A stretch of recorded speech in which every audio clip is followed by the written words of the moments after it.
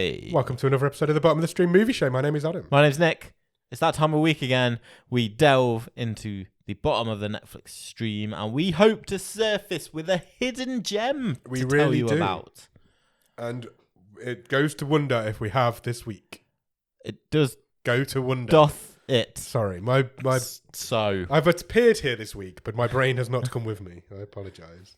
Below Zero is the movie we're doing this week. Sure. It was released in 2021. Okay. It's an 18. It's a little baby movie. It is a little baby movie. It's an 18. It runs for 1 hour and 46 minutes and is currently rated at 6.2 out of 10 on IMDb. Is it? 6.2. That's lower than I expected, given the ratings of a couple of movies we've had in the last month or so. I'd agree with that. I think that's a very good thing. Very good point. Yeah. This film stars a guy called Javier Gutierrez. He plays Martin Salas in this. Sure. He's in the Assassin's Creed movie. Oh, amazing. The guy from last week's film. Yeah. He's also been on the show before. He's in Mirage. Yes. Which I think is the best movie we've ever done on the show, personally. I've heard you've said that. I've said it many times in the past. But yeah, he's in that. He's also in a film called The Occupant, which we've also done on this show, but not in a main episode. No, we did it as a bonus in a wave. We did do it as a mini episode inside an episode. It was a prize for one of our patrons, Sam, winning the stream, the wild card. It was that season. It was, yeah. So he's in that as well. So, and they're both really good movies, as far as I remember.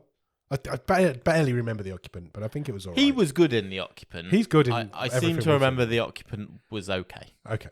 Yeah, we'll go with it. But he's good. Mirage is great, and he's good in that. Yeah, Mirage needs more eyes on it for sure. Also stars Karra Elejalde. He plays Miguel. And Lluis Quilez plays Remis. Okay. I haven't got much on anybody in this film other than Javier Gutierrez because I didn't really know anything about any of them. Written by Fernando Navarro and Lluis Quilez, and directed by Lluis Quilez. Quilez? Well, that's what I'm saying. Do you, Nick, have a one-word review of Below Zero? Ice, baby. Good one. It's very cold, this movie. It is. You can see why they've called it Below Zero. I can see why they've called it Below Zero. I don't know if I would have called it Below Zero. No. I don't think it's a very good name. Do you know what? That would be one of my first nitpicks, would be that I think the title of this movie doesn't do it any justice. No, because I think it's a very bland, off the sort of straight to video movie title. No thought's gone into it at all. Yeah, and yeah. It makes you wonder if everybody who's made this movie was been out in the cold for so long and for months on end filming, and gone back and gone, we need to call this movie Below Zero because we've not been above zero for months. They should have called it The Truck People Couldn't Get Out Of. They should have called it The Truck People Couldn't Get Out Of. That's a great name for a movie. It's going to keep. I don't think it's going to get me watching. The Truck People Couldn't Get Out Of. I'm up for that. Where does this film start, Nick? In the mud. It's very rainy. Muddy. It's muddy, and a man is being pursued. Yes. He is soon caught. Yes. And beaten. Yes. Heavily beaten. Interrogated. Yes. He's choked and not in a fun bedroom way. Okay, that's an insight into your life. And then he's put into an open grave. Yeah. And then buried alive. And someone looms above him. Yes. Saying things like, "Where is she? What have you done with her?" Yes. And things of that nature. And it's just when you've just said that, it has occurred to me who this person is. So that's has it? Okay. That's good. I feel like, because you've been very ill this week. I have been very ill. When I was watching this, when you were very ill. Some of this may continue to fall into place. Some of it, yes. That's just falling into place. Because my first question to you was going to be, who are these people and why are they doing what they're doing? But as we go through this movie now, you will begin to understand. Brutal start, though. This guy's buried alive. Yeah, completely. He's not dead. He's still conscious. And he is buried alive in this muddy, wet, horrible field. Yeah. Very brutal start. And then we cut to a family in a car. Sure. Unfortunately, this car is broken down on the side of a very busy highway. It's got a flat tyre. It's got a flat tyre. Yeah. So it's mum, dad, and daughter. Yes. Mum decides, look, she's going to have to go. She's got to get somewhere. Probably get the kid to school or something. Yeah. So she's going to go, leave the kid. No, because she left the kid with the dad. Yeah, she did. You're right. So the mum had to get off somewhere. She's got off on her own. Yeah. Leaves the kid with the dad while he tries to change the tyre on the side of the He does. road. It's raining. It's raining. It's Not nice. It's not Middle of nice. rush hour. A really horrible situation. People are beeping at him. His car's in the way. He's holding up traffic. Not good. But that doesn't matter because it's never mentioned again. No, it was a strange... It really was. It's like... Did we even need to know this guy was a... Yeah, I suppose we did need to know he was a family man. Yes, but we did need to Was know this that. the way to do... I don't know. Probably not. Yeah. I think maybe it just to show that he knew what he was doing around a car. I don't know. Maybe. I don't Maybe. know. Anyway, it turns out this guy is a cop. This is our lead character, Martin Salas. He is played by Javier Gutierrez. He's a cop, and it feels like it's his first day on this particular job, on this station. I this thought, bureau. I kind of got... Although I don't think it was... Did you watch... Was there a dub? Did you watch the dub? I did watch the dub. So I watched the subtitles, and I can't recall that it specifically said it's his first day back. Yeah. Or first day at this precinct. I think it was his first day at this precinct. But that's the vibe I had. Yeah, I think it was because I think the guy says to him, "Oh, it's your first day, and you've given a prison." He definitely said transfer." it's his first time doing a prison transfer. Yeah, he So just I don't know didn't. if he'd moved departments. Yeah, maybe or- he didn't yeah. know the guys who he was going to work with No. for sure. So he's been assigned on his first day a prisoner transfer job. Yeah, So he's basically escorting some prisoners from one prison to another. exactly. And he meets his new partner. He had a really strange name, Montecito or something. Montesinos. Montesinos. That was a great name. Yeah, And I it's a thought great the guy really looked like Pedro He Pascal. really did. I thought that as well. I've I written don't, that down. I don't know if it's because Pedro Pascal is everywhere. Yeah, and he's just seeing, even when he's not everywhere, he is everywhere. Yeah. But this guy looked it was a real dead ringer for him, I He thought. really was. You could play Pedro Pascal in the Pedro Pascal biopic. Yeah. So these two head off to this prison. So they get given a list of, there's like 5 or 6 different people they're Sure. transferring. And they get Montesinos naked. says to Martin, "Oh, this guy's not. We don't have to worry about this guy. Yeah, This guy's a Romanian gang leader. Yeah. He could be trouble." This one's a badass. This one's a politician, a Yeah. corrupt politician. There's like a real band of characters. Yeah. And they gather all their prisoners together into one room. Also, there's a snowstorm coming. Oh yeah, The there is weather's also, about to the take weather's a turn. turning. Yeah. So they gather all their prisoners together. They start searching them, strip searching them. It's some quite graphic scenes of strip searching going on in this. There's a lot of bending over and coughing. Coughing, That yeah. sort of business. Couple of willies. See a couple of willies at the beginning. You definitely see ball bag when there's See ball bag when at one people point. are crouched down, Yeah. don't you? Yeah, you do. There's definitely We like don't get many bottom of the stream willies, but we've got a couple in this one. yeah. There's full on gooch going on. You do not want to see any Grahams. But yeah, so they do. They start searching for all these guys, literally, and getting them ready to be transferred. One of the prisoners gets a bit handsy with Montesinos, Yeah. and Martin breaks it up, and it's like, there's a bit of a scuffle. Yeah. And then the prisoners all get escorted out to their bus. And there's like a couple of lines in there, isn't there, saying Montesinos says, "Oh, we're going to take the back roads. Yeah. We do this under the cover of darkness. Yeah. No cell phones. It's radio contact only with the escort. Nobody And- knows where we're yeah, going. so Nobody knows where we've come from. Police escort. There's one police car as well. It's convenient that they're difficult to find. Look. Yes. So at least we're Let's have establishing some exposition that here, rule. please, Yeah. people. When they get on the transfer bus, lorry, truck thing, they're all locked in individual cells.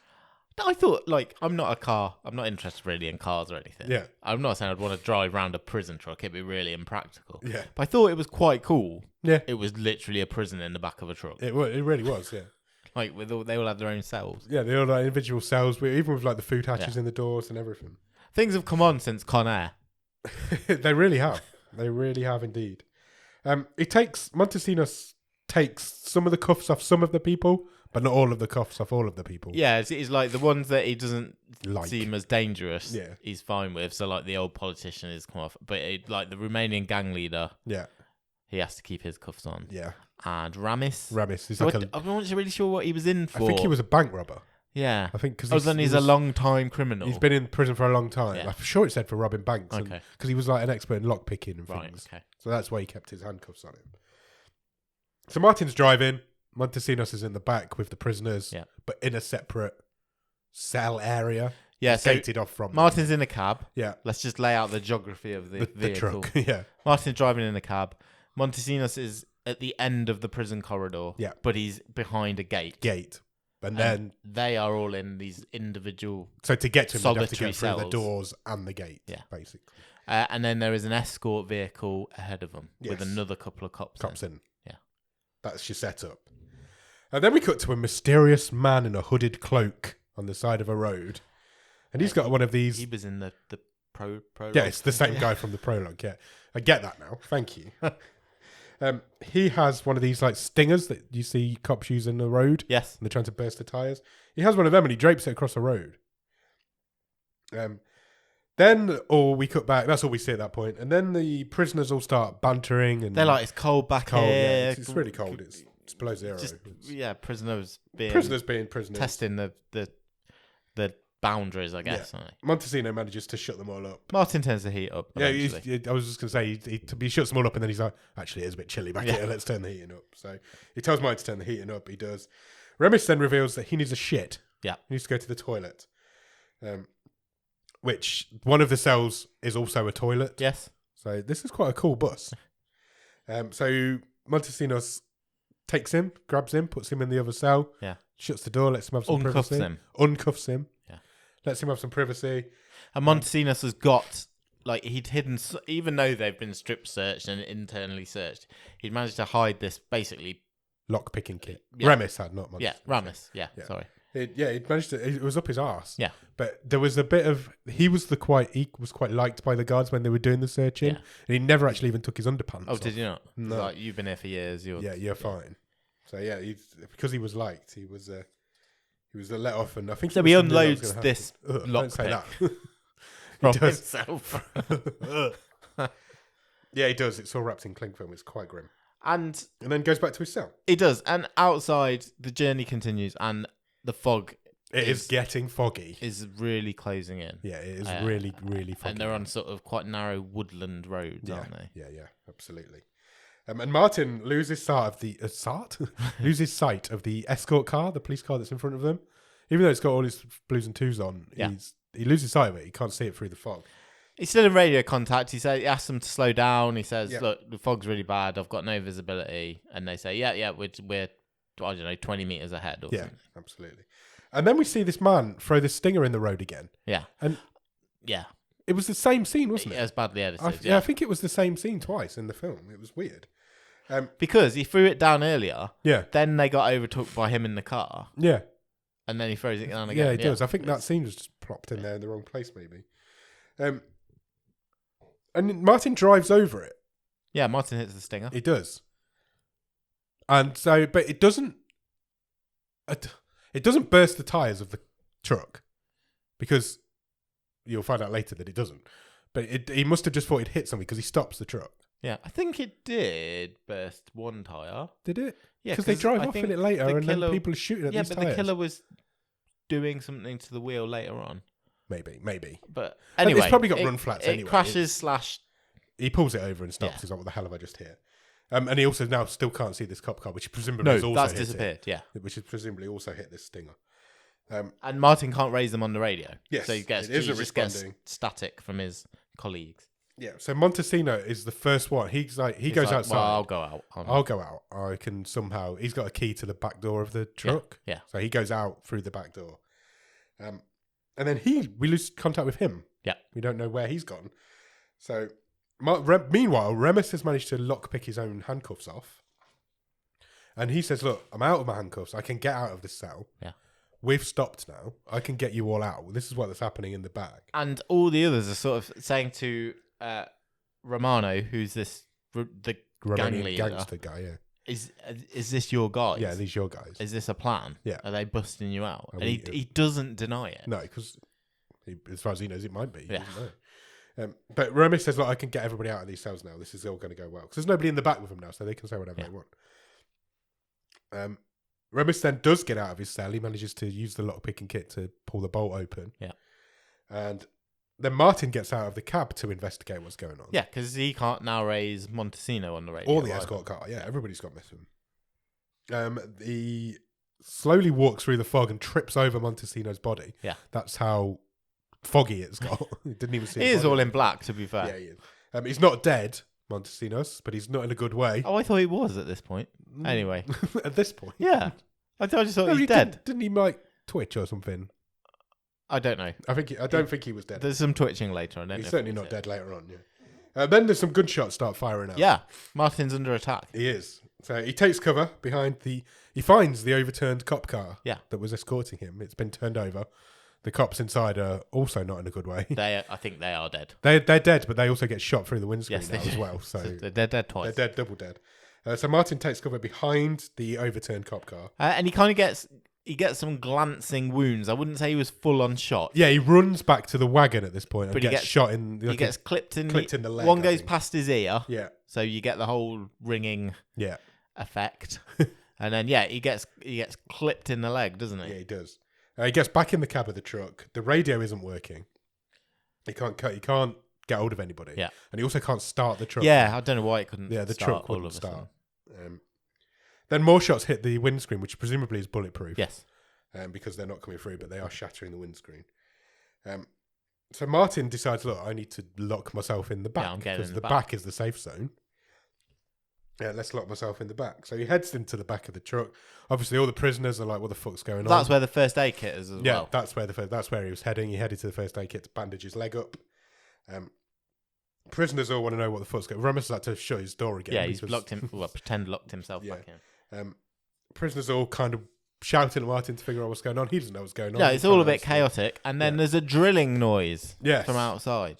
Yeah, so it's all kicking off at this point. And then Ramis just bursts out his door. He does, and attacks Martin. Yeah, so they have a bit of a quite a cool fight in this corridor.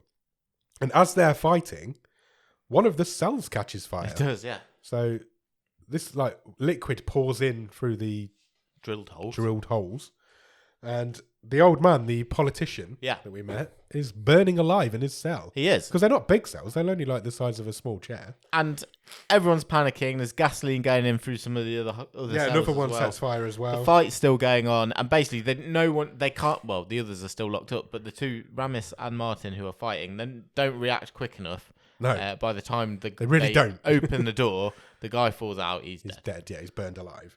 And then another one of the cells catches fire, and another guy's leg's now on fire. Yes. So Martin opens the door to, I presume what's happened with his weapons, to all of the cells, because suddenly everybody's out. Ramis breaks away, and he just runs down the corridor unlocking them all. Does he? Okay. He lets everyone out. Okay. And then things sort of calm down a bit. Yes. They've kind of... Everybody's out of their cells. Got Martin cornered a bit. Yeah. And his radio goes off. Yeah, his radio kicks in.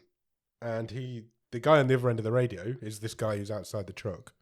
Says, open the door. Yeah, he says, if you want freedom, let me in. Yeah. If not, you will all die. Yeah. And he says, by the way, the cop who's in there with you is out of bullets because he's still holding them at gunpoint. Yes, he is. So I thought this got quite good now because Martin loses all of his power. Yeah. And Miguel, who's the name of the guy him. outside, Miguel has all the power now. He knows everything. There's a key on the floor that they need. Yeah, I think it fell off Martin in the struggle. In the struggle. And the remaining guy picks it up. Yeah, Romano. Yeah, he picks it up. And this is the only key to get them out of the back. Yeah. Outside of the van. Yeah. It's the only one that exists. Martin doesn't have one now. Did he pick it up off Montesinos? Yeah. So, and Miguel doesn't have one. He has no way of getting into the back. The only way of him getting anybody out of the back is for them to use this key. So the remaining guy picks it up, thinking possibly that he's like in charge. He's the big guy. Yeah. And then this young guy who we've not really met before. No, we briefly did meet him because he was the guy they made squat. You'd say that the sort of wiry, chavvy type criminal. Yeah. Just absolutely smushes this huge Romanian gangster in the head with a fire extinguisher. Does. And he does not stop. I've written stoves his head in. Yeah.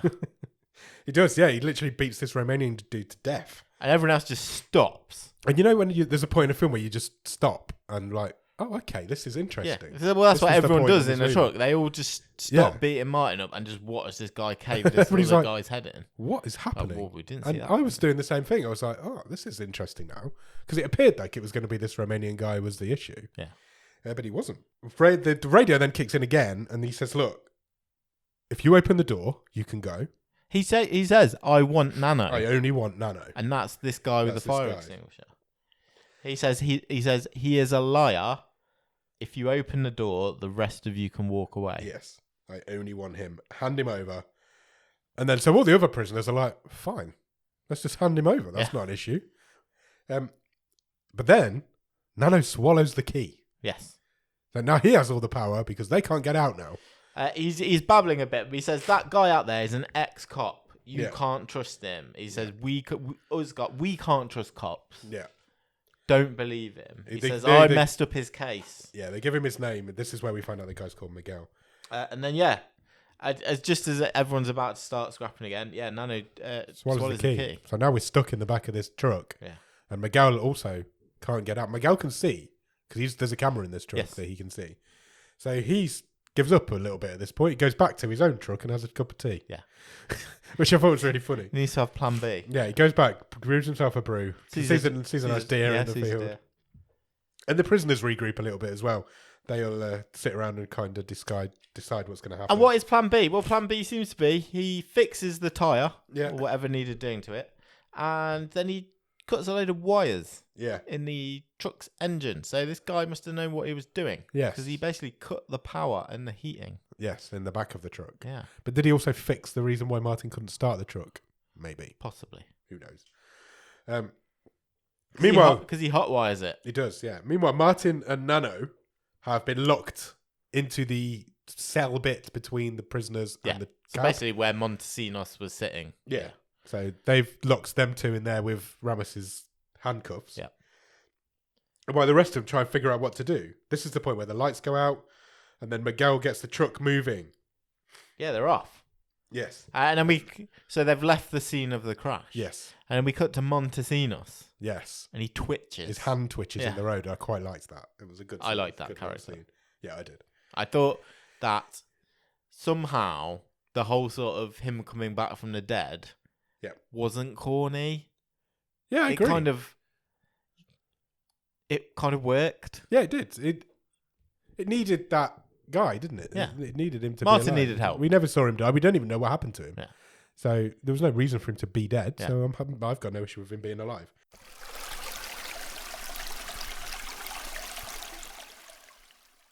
Ramis then gets on the radio and starts talking to Miguel. And he repeats his offer. Yeah, he says, I will let you go if you give me the kid. I don't care about anybody else. I just want Nano, but he has to be alive. So he's like, don't start ripping his stomach open to get at this key. Yeah. I need this guy alive. And Ramis sort of says to himself, how do we break out of a truck? How do we get out of this truck? Yeah. He's the lockpicker, remember. Nano then disconnects the camera in the cab, so Miguel has no more visual contact with them. Yep. Martin says to Nano, why did you kill the Romanian guy? And he literally is terrified of Miguel. We don't know why at this point, but Nano is. He kind of says, well, I had no choice. Yeah, because he wanted the key. Yeah, we can't get out of the others can. I am absolutely terrified of this guy. He said that guy even visited me in prison. Yes. So this guy is terrified of this guy in the cab, who's now driving this truck. Meanwhile, the prisoners start to make a plan. This is where we get sort of a sketchy characters, summations of the ones we've not met yet. Yeah. So there's one called Gollum. Yes. Who's like a recovering drug addict. Or did you notice that Gollum was constantly looking at that guy's ring? Yeah. I really like that. There's a guy, not ring. There's a guy. He was earlier in this movie. There's a guy who has a really a ring that's his sister's or something, and Gollum constantly got his eyes on. That guy's Ray. Ray, I think. Yeah. And he's the guy with the beanie hat. Yeah. He was I want to say the most normal prisoner. The reason he was in prison is because he beat and possibly I think killed the guy who raped his sister. Yes.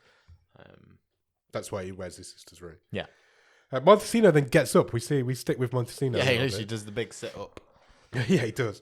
He tries to radio in. He's been shot in the leg. Yes. He's been shot in the abdomen. Yes. But he has got a bulletproof vest and all that stuff. Yeah, so he's good. He tries to radio in. He gets to the Overton Cop Car and uses their radio, doesn't he? Nobody responds. And then he finds Miguel's truck. Obviously, remember Miguel had a truck as well. Which inside he finds some photos and some newspaper clippings. Yeah. Of presumably a motive for why Miguel's doing it's what he's doing. Basically, ex-cop's daughter's missing. Yes. He also finds a gun. Yeah, he does. Which is a bit useful. The prisoners then decide that what they need to do is get down into there's like a luggage hold underneath the floor. Correct. Which they can access. So they found a trapdoor. And their idea is if someone can go down there, look for like any loose fittings. There must be an easy access panel or something. Some loose screws that can basically... That might be able to get a hole out to the road or something like that. What they needed to do was look up, not look down. Remis then reveals that he knows Martin. Yeah. He says to Martin, "How is your beautiful wife?" And Martin's like, "What the fuck?" Yeah, because Martin's like, "Oh shit! So all these creepy criminals. Am I being? What did I take you down?" And he's like, "No, I was your wedding singer, mate. I sang at your wedding." I'm like, "What the fuck?" Yeah, he was in a mariachi band. It did make me go a bit. What? Yeah, it did make me a little bit as well. I'm always a little bit willing to give a bit of benefit of the doubt because I'm not. I can see how you. I'm not always sure it's come through cleanly on a subtitle. Yeah. Because there's ways you can maybe write that quite nicely. Yeah. But when I'm just reading it on a subtitle and it literally says, "Oh yeah, I was your wedding singer," it's like, "Oh, that's fucking clunky." But I'm but also, like, it didn't have any bearing on the film. It was just a coincidence that happened. It was just a red herring to make you think, "Oh my god, has he been stalking Martin for years?" And no. But it was got an interesting idea. But yeah, he's in a mariachi band or something and sang at Martin's wedding. Miguel, who's driving this truck, remember, he then spots somebody following them. Yeah. And it's his own car. Oh, it's my car. Yeah. And it's Montesino. And he starts shooting. And there's a bit of a chase scene going on now. They try and ram each other off the road. They do. And eventually, Miguel manages to ram Montesino off the road. Yeah, and what we didn't mention is that Rye, he's gone down into the hold under the walkway. I knew this was coming. Yeah. Because he has managed to get into the hold and he has found some really big, long bolts with nuts on that he thinks if he opens, he can get out, probably. Yeah. So he's lying on his belly, trying to undo these bolts. Montesino hits a tree. This guy's having a really bad day. Yeah. This is his second. Well, he's run off the road. He's run off the road, crashed into a tree. Miguel slams the brakes on. The prisoners get thrown everywhere. And Ray gets impaled on the bolt that he was trying to open through the top of his skull. Yeah. And I'm like, I could see it come in, and I'm so glad they did it. Yeah. Because it needed to happen. Yeah, it did. And it really worked. Yeah, he's dead. Montesino is also dead. Not straight away, he wasn't. Sorry. Miguel goes to check on him. Yeah. And he dies whilst Montesino dies while Miguel's just looking at him. Because I've even written here, dude's still not dead. Oh, no, he is. Gets to die twice. Yeah, he's had a bad day, that guy. Miguel is not... This isn't going according to plan for Miguel. No. Let's put it that way. He's starting to realise it's a bit of a Mexican standoff. Yeah, there's nothing he can do. The key has been swallowed by this guy. Yeah. There's no other way out of this truck. He can't get in, they can't get out. Yeah, so you got 4 people left alive in the back. You've still got Miguel, you've still got Martin and Nano imprisoned. Yeah, in one side. And the 2 cons remaining are Gollum and Ramis. Yes. So Miguel starts driving the truck again. Yeah. So drives off again. I think he's coming up with a plan. Remis tries to talk to him again, but Miguel's having none of it now. He's like, look, the sun's starting to come up. You've not got long. You're running out of time. Look, my offer's not changed. Yeah, but you are running out of time. Yeah. You need to get him out of there. Nano said, they say to Nano, look, Miguel actually speaks to Nano. He's like, this is your last chance. And Nano's like, I don't know what he wants. I don't know what he wants from me. What can I do? Martin tries to talk to Miguel, but again, he's not having any of it. And Martin says, I can't just hand him over. He's my prisoner. I can't just give him to... Even if you could get to us, I can't just give him to you anyway. Sure. We can't be giving prisoners to vigilantes. Of course you can't. No. What sort of a cop would do that? And then I sort of started sitting up and listening at this point because I'm like, this is cool. Miguel drives the truck out onto a frozen lake. This 10-minute sequence was the highlight of the movie. It really was. He drives it out onto this frozen lake, gets out of the truck, and starts shooting at the ice around the wheels. Yeah. And it starts to break. Yeah. And he just walks. All the guys in the he just walks away.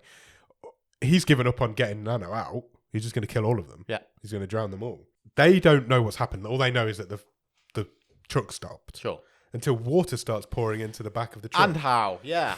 And it's really cold. Yeah, it's ice They cold say that water. a lot. Yeah, they do say that an awful lot. The truck starts sinking very slowly because this ice is quite thick, so it's only breaking slowly. The truck is sinking back first. Yes. So the water actually starts coming in through the end of the truck that Ramis and Gollum are in. Yes. So Martin and Nano are kind of going up in the air Yeah. as this is happening. And it's this point where Martin decides to reveal where the emergency exit is. Yeah. He's like, there is an emergency exit. Behind it's above that fluorescent it's above the light in the roof. So you were looking down, you should have looked up. But he's like, you need to get us out. He's like, I've told you where it is. Unlock this Let door. us out. So Remus starts to pick the lock on the handcuffs, and then he drops the lockpick. Of course he does. It's course the he key, does. the actual key. He drops it. Oh, it's the actual key, Yeah, was yeah. it? Sorry, I thought it was the lockpick. The other dude, Gollum, Yeah. he goes under the water to try and get this Get the shiny thing. shiny thing back. And he does. Remus then gets the lock open, and as they're all four of them are converged back together, the truck sinks to the bottom of this icy lake. Gollum freezes to death, I think is what you can. Yeah, only well, this describe is it kind as. of the first hint that there's a bit more to Nano because he just shrugs them all off and he's first out the window. He's just out that door. He basically. knows where the emergency Yeah. exit is. He's got to get out of Yeah. here now. So he kicks out the emergency exit, goes out, swims up through the water, gets out onto the ice. Remus and Martin follow. Yeah. So they're getting out, but Gollum doesn't follow. He's good. Yeah. Unfortunately, he is frozen to death. Look, I know things can happen quickly. He was the first one to go underwater. I know but it did feel like it happened very quick. Yeah. Okay. That's fine. Look, it's a It's a real nitpick. nitpick. Yeah. But yeah, he freezes to death. Yeah. Before he can get out. So they're all on the ice now. So Nano's got out. Martin and Ramis have got out. These are only three people left. Although Nano's kind of gone off in a different direction, isn't he? he's He's on a different shore of the lake. Miguel was leaving. He thought he'd He's just at killed the them top all. of the- Yeah, he's at the top of the rise, Yeah. overlooking the lake. He thought he killed them all. He's seen the And truck then- sink. Yes. So he's just walked off, thinking his job is complete. Yeah. However, he sees some people starting to emerge, so he turns back around again. Like, cocks his gun, doesn't he? And Yeah. goes back down the hill. Remus rescues Martin here. He pulls him out of the lake. Yeah. And Nano goes off on his own. He's found this, like, I guess, abandoned township. I thought it was like a fort on the hill. Yeah. It's Like an old fort. Yeah, or like an old something farm like that. type thing. I don't know. It was a lot of... And yeah, because we get like a lingering shot of it looming above the lake. Yeah, so... And Martin and Ramis, so as you say, get out of the lake together. And Yeah. Martin says, he's kind of like, I'm going to have to do this, aren't I? Yeah. What did you say you were going to call that bar that was your dream Because to he was open? going to open a bar. Good luck. He where you basically gonna do says, good luck, shakes his hand. I never saw you. I never saw you. Yeah. Let's Remus go. Instantly, he was going to call it the Fandango in the Dominican Republic. I'm sold. I'll have a rum there with him. He can't look after both prisoners. He's going to lose one. He needs to sort out what's going on with Nano. Yeah. So he Again, and goes- again, you hear some distant gunfire. Yes. Martin heads towards this like abandoned township, and when he gets there, he finds Miguel in a window of a building, shooting down at Nano, who he's got like pinned down behind a wall. Martin heads into this building. Yeah, goes to reason with Miguel, I He guess. gets upstairs, does try and reason with him, He says, hand yourself in. and What the fuck is all this about? Yeah, The same question we've been asking. yeah. What's Miguel- the beef, man? Miguel says, "I will hand myself in." He actually says, "I'm prepared to take the punishment of everything I've done today." Yeah. But I am going to When kill that this guy. guy is dead. I Yeah. am going to kill this guy.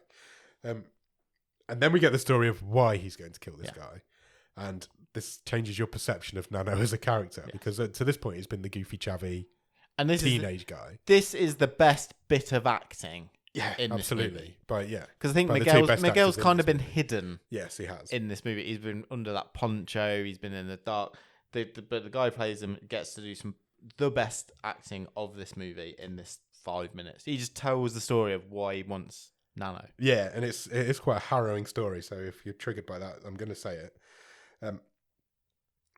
Basically, his daughter went to a music festival or a town festival. It's like a village festival. yeah, He like says that the happens first time we let her out, she's 13. Yeah. She went on we said, you go out with your friends, we'll see you there later. Yeah.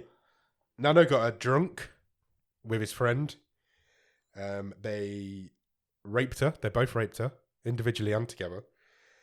Then he tied her to the back of a car. Well, they tortured her as well because he was talking about pliers and all sorts of horrible things. They tied her to the back of a car and drove her through an airfield. They actually on a chain and dragged her around the back of this car. Where she was this is where she says she was 13, and they left her body, and only Nano knows where her body is. He says, I don't know where her body is. I've never been able to bury my daughter. I was confused at this point. It was like, how does he know all of this if they've never found the body? But again, they even answer that question in a minute, so I'm fine with that. There was an investigation. There was not enough evidence. He said, he didn't go down for it, and he's been in and out of jail for various minor infractions. And in a few months, he'll be out again. He says, I know it was him. I found his friend. Yep. And he told me the story of what happened. Yeah. That's and how he told me Nano... Yeah. But and Nano is from the start. That's the guy who we buried alive at the start. But Nano is the only one who knows where this girl's body is. Yeah. He says, all I want to do is bury my daughter. And I will take whatever punishment I get for killing this kid. And Martin says to him, look, I can't... I'm a cop. I need to stop you doing what you're doing. That's not how we give out justice. He says, you know that you were a cop. Yeah, and Miguel says, I was, but I don't trust the system. I don't trust the justice system. Oh, Miguel says to him, have you got family? Yeah. And we know he has. And we know he's got a daughter. That little scene from the start.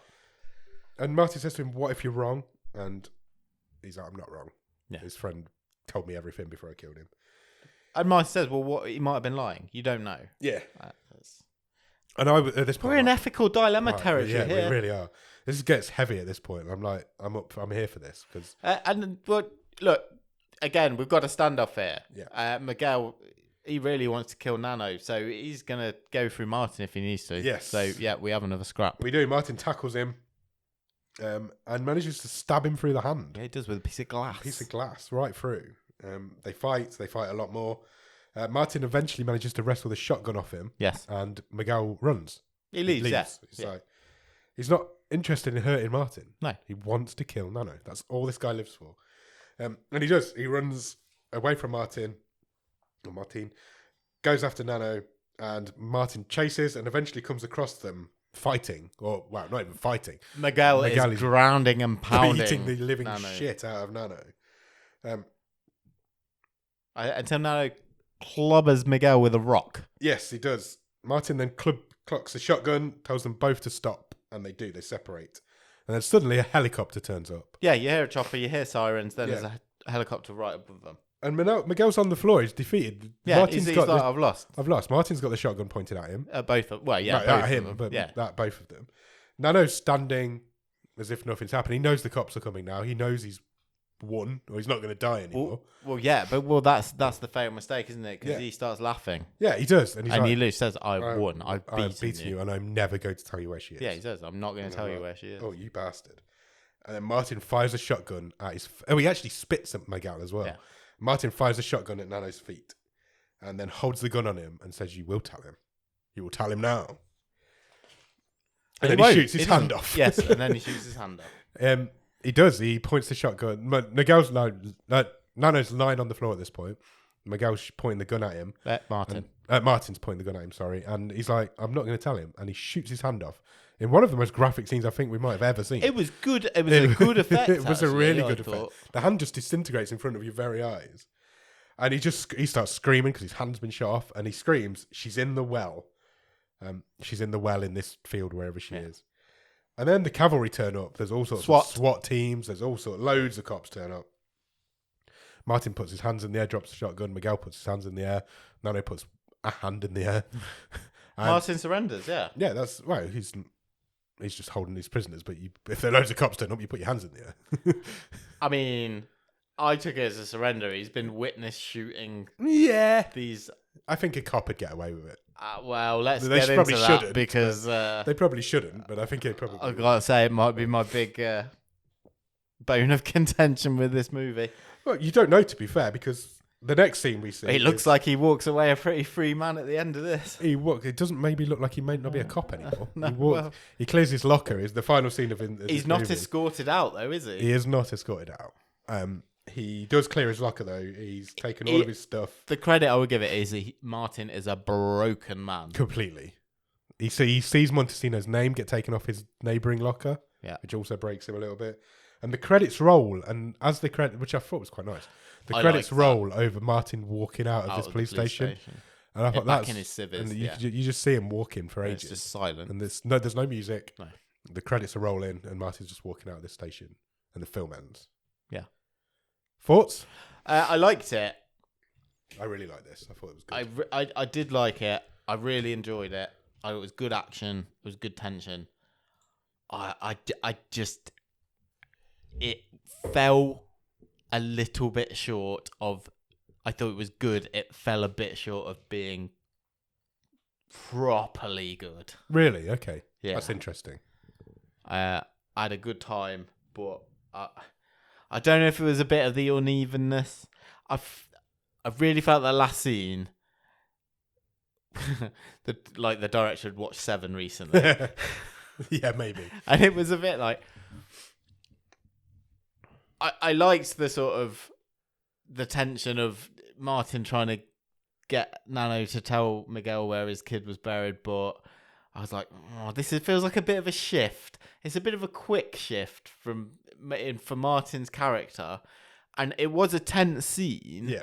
But I was like, this has got a very different feel to the rest of this movie. Yeah. And it just... No, it did. It was just a bit of a shift I think it shifted when Miguel said to Martin, "Do you have a family?" Yeah. And I think that's the point where Martin was like, yeah, and I'd probably be doing exactly the same thing if my daughter was in this situation. And then I started thinking, and this is on me, this is my problem. My mind had already started going, especially when he shot his hand off. I was like, is he going to get arrested for that? Yeah.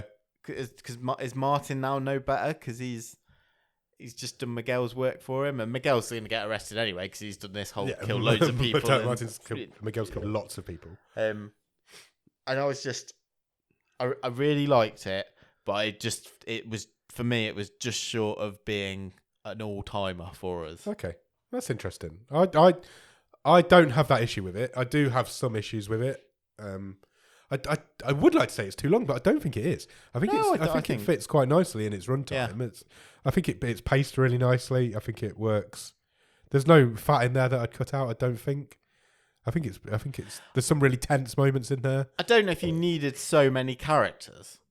Yeah, some of the characters get killed off quite earlier. Would this have been better? I suppose you need the body count, though, don't you? But I do wonder if tension-wise, this would have been a better movie if it had literally been a 4-person movie. Yeah. I think you needed to see Miguel killing people to know how driven he was. Yeah. Because this guy's on his own completely, and he's defeated a truck full of known criminals. Like when he started burning people alive. But I suppose he didn't really kill any of the criminals, did he, directly? Well, he set fire to the cells and murdered that guy. Yeah, but true. He didn't actually... No. He was responsible for the deaths of all of them. But directly, no, he didn't kill anybody. I just think it's the balance. It's the balance of... I think it's a great idea here. I think some of it was excellent. But I was like... Did I want... I think maybe I was teased with how good the actual acting was in that sort of reveal scene between Miguel and Martin. I was like, could we have had a bit more? Yeah, do you think that all came too quickly together? Do you think we could have done a bit more of that in this runtime of this movie? Maybe it needed a bit more opportunity for him to do a bit more of that. Yeah, because it's clearly a talented cast. Yeah, definitely. I know that's being nitpicky, but maybe that's what just made me think the balance was slightly off. But I really enjoyed it. I thought it was great. I genuinely enjoyed it. I thought it was a really good movie, as all Spanish movies appear to be that we do on this show. That I don't think we've ever been disappointed by a Spanish movie. We just tend to like them. This is just it's a bit gimmicky, but it's a good gimmick. Yeah, that being trapped in that confined space, the whole we can't get out, you can't get in. I really like that. The set pieces derived from that were good. With the sort of 5-10 minutes when the truck is sinking. Yeah, that was a really excellent. Great scene. There were no it feels nice after some of the conversations of the last week or so. I didn't feel like there were any huge logic leaps. No, I don't think so. I think it all made its own rules, didn't it? Like I say, I think the performances were pretty good. I had a good time. If your only nitpick is that the ending isn't quite long enough, then that's a good film. I just having seen how good some of these actors are, I think it's maybe a bit more with the scripts. Maybe the ending's left. Could we have had a bit more scenery chewing? Yeah, maybe. Possibly. I think you may be right. Yeah. The ending's left ambiguous. You don't know what's happened tonight, and you don't know. He might just be going home for the day. It could have been 6 months later, and he's been to court, and he's picking his stuff up, or you don't know. It's left ambiguous. You don't know what Martin's fate was. But would you have liked to have? And this is getting into the detail, but is he's walking away clearly a broken man? Yeah. Do you think you'd have got anything more from like a cuffed and jumpsuited Miguel being escorted to his funeral or the well, or maybe you could have seen them go to the well. That would have been a nice ending scene. Maybe it's another chance to get some emotion into it. Am I wanting too much? I don't know. Maybe the better final scene, rather than Martin going to his locker, is Miguel going to the well. Yeah, maybe I'll give you that. Yeah, I think that maybe works. Do you know what I mean? It sounds like I'm being really critical. And it is a tiny little thing. But I just think it is really close to being next level. Yeah. And it just wasn't quite there for me. Yeah, it's a shame. Because overall, I did really enjoy it. Overall, it's a really good film. Enjoy it. What's the best thing about it?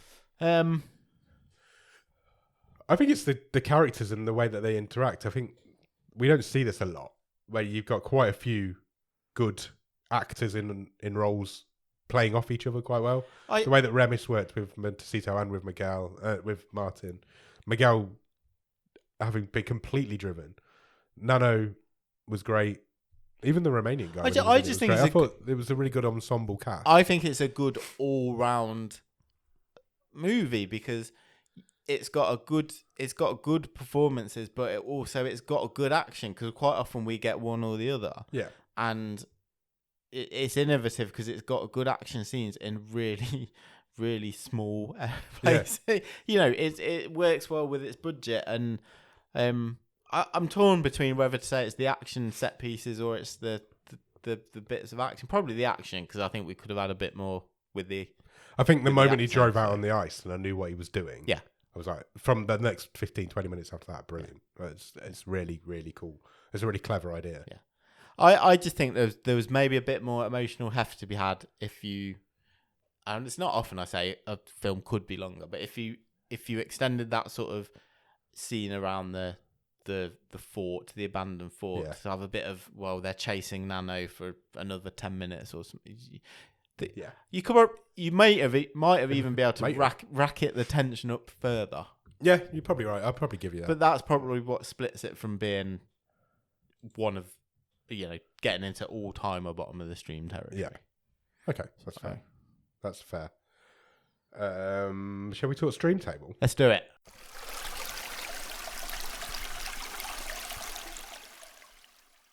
Do you want me to read any of it? Where shall I read up from to? It's top 10 for me. Top 10 for me as well. So do you want to do top 10? Top 10, currently at number 10 is Rose Island. Number 9 is The Cleanse. Number 8 is You Are Not My Mother. Number 7 is The Giver. Number 6 is Double World. Number 5 is The Legacy of a White-Tailed Deer Hunter. Number 4 is Headshot. Number 3 is Nature Reborn. Number 2 is Old People. And number 1, currently at the top of the stream, is The Decline. Thoughts, Nick? I have a thought. I've got a place. Go on. I'm pretty happy with where I would want to put it if this was my stream table. I'm just going to agree with whatever you say anyway, because I'm not going to get. I genuinely want to know where you'd put it. Go on. My starting offer is, I think it makes top 5. I put it 5th. I think I really enjoyed it. Okay, I can work with that. I think it is 3rd. Okay. I think all of those films in the top 5 are great. I think it's a better movie than Headshot, and I think it's a better movie than Nature Reborn. I think that's where I'm teetering on either side of that personally. So, I think if I'm being really objective, it is probably all round a better movie than Headshot. Yes. Personally, I think I enjoyed. I just think Headshot was more fun. Okay. So that's why I was giving it the edge. I preferred Nature Reborn to this. Okay. Personally. Okay. 4th. I'm happy with that. I was either side of Nature Reborn, so if you want to go fourth. Yeah. Okay. Deal. No gaslighting needed this week. Sweet. Right, should we pick next week's film? Let's do it. We don't need to. Okay. A wild card has been played. Okay. A couple of weeks ago, just after the trepidation in my voice. Around the Oscar ceremony, we did a game in our Discord where we predicted who would win which Oscar. Yeah. Top 6 Oscars. Whoever got the most right would win a prize. The prize was a wild card. Alex, who is known in our Discord as Smileyton, won that competition. He did. Well, he drew, but we gave it him because he didn't already have a wild card. The tiebreaker, yeah. He won a wild card. He has therefore now played that wild card. Would you like to know what he has played? I really would. I have no idea where we're going now. We don't. He's a mysterious character, is old Smileyton, so we don't know what he's doing. He has picked an Australian movie. Oh, wow. Have we been to Australia before? On the bottom of the stream. You are asking me to really delve into the memory banks. I don't think we have. I feel like we should have. Yeah, I feel like we should have, but I don't think we have. But I don't know if we've done an Australian movie. We've done lots of movies with Australian actors and actresses. Yeah, 100%. But I don't know if we've done an Australian-made movie. No. Well, we're going possibly to. Not. We're going well, to. It's well overdue if that's the case. Would you like to know the movie that he has picked? Yes, please. He has picked a movie called Go-Karts. Seriously? Seriously. Is it about go-karts? Yep. Amazing. Would you like to know a synopsis? Yes, I really would. When Jack and his single mother move to a small town in Western Australia, he soon gets involved in the competitive world of go-kart racing. Okay. Jack has got natural talent but must learn to control his recklessness. To do that, he'll need the help of an aspiring engineer called Mandy, wisecracking best mate Colin, and mysterious mentor Patrick. Together, the team will endeavour to overcome all odds and defeat the ruthless racer Dean to win the National Go-Kart Championships. What we have here, Nick, is Karate Kid in go-karts. I think not to tease too much, I think I've already got my one-word review. IMDb describes it as a family sports movie. Oh, lovely. And it is a 12. I'm on board. Currently rated at 5.9 on IMDb, with lots of Australians in it. G'day. G'day to Australia. I'm excited to see this. Yeah, me too. It's 1:42. It's another relatively long movie. Well, not long, but compared to we mostly do 90-minute movies. It feels like that's quite. Is that like quite a long length for a movie about go-karts? Maybe it's the Titanic of go-kart movies. Maybe it is. Maybe. So we'll see. Well, look, I'm up for it. It's an unknown quantity. We don't know much about Alex, and we don't know much about go-kart movies. So we're going in blind. Yeah, sure. I'm intrigued. So yeah, go out and watch Go-Karts. And in the meantime, check us out on Instagram, Twitter, and Letterboxd at BOTS_podcast. If you want to drop us an email, our email address is bottomofthestream@gmail.com. And our website is bottomofthestream.com. On our website, you will find every episode we've ever recorded, all the stream tables, loads of other cool stuff, and you can even get some merch if you want to buy a Bottom of the Stream car sticker. Put it in your prison truck or on your go-kart. Absolutely. Put it on any vehicle that you wish to put it on. Rescue helicopter, maybe. After you've done all of that, head over to Patreon. Patreon.com/bottom of the stream. On there for a couple of quid every month, you will get early access to episodes. You'll get bonus episodes. You'll get a newsletter that Nick writes every month. And if you come at the top level, you'll get a wild card, which means you can do what Alex has just done and play a wild card and try and win the prize that comes at the end of the season. Indeed. After you've done all of that, head over to Discord. Our Discord is filled with horrible bullies. But also, I love everyone in the Discord. I love everyone in the Discord too, but they are bullying me lately. And they like me. For some reason, they've taken to you just lately. Because I don't know why you're a horrible person. Because you don't know films. That is one of the worst things you've ever said to me. I do know films. I do know terrible films. That's my expertise. I'm joking. The Discord is full of wonderful movie-loving people who we have good banter with. We talk about all sorts. We talk about movies. We talk about loads of other cool stuff. We do watch it. I think we've got to watch it. Would that have happened by now? Yes. I think if you are now listening to this, we have just done a watch along. We have. That is Sunday night. Yeah. So we do watch alongs every so often, probably 4 or 5 times a year, maybe more. We play games. We do loads of cool stuff in there. It's great. Come along and join our Discord. The Discord link will be in the bottom of the show notes. If you can spare a few minutes, please consider using those minutes to leave us a review and a rating anywhere you can review and rate podcasts, because we're on all of those places: Podbean, Podchaser, Spotify, Apple Podcasts, Pandora, iHeartRadio, and all the others. Just come and say hi, leave us a rating. It really helps. It helps spread the word of our show. It really does. The more people that listen, the more fun it'll be to do. I've spoken too much now.